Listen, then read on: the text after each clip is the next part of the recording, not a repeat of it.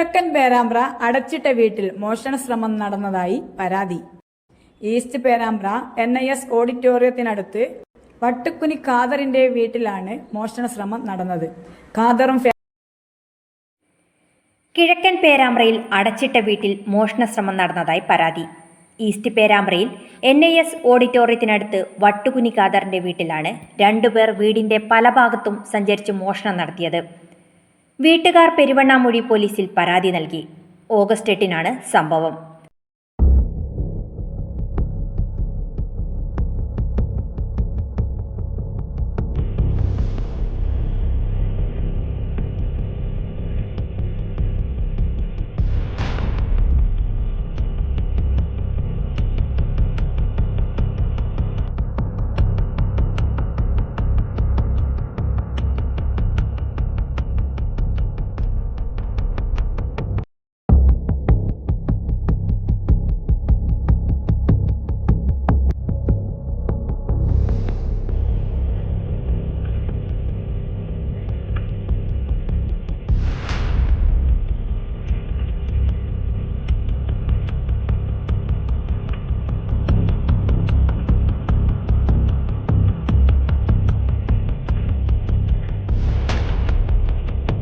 ഖാദറും കുടുംബവും വിദേശത്തായതിനാൽ വീട് പൂട്ടിയിരിക്കുകയായിരുന്നു.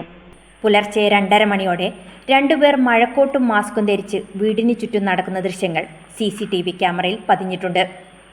CCTV camera കണ്ടതോടെ ഇവരിൽ ഒരാൾ ക്യാമറ തിരിച്ചുവെക്കാനും ശ്രമം നടത്തിയതായി ദൃശ്യങ്ങളിൽ കാണുന്നുണ്ട്.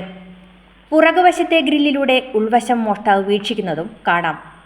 മോഷ്ടിക്കാൻ പറ്റിയ സാധനങ്ങൾ ഒന്നും തന്നെ കണ്ടെത്താൻ കഴിയാത്തതിനാൽ ഇവർ തിരിച്ചു പോകുകയായിരുന്നു എന്നാണ് ദൃശ്യങ്ങളിൽ നിന്നും വ്യക്തമാകുന്നത്. Subitha Anil, provision news, Perambra.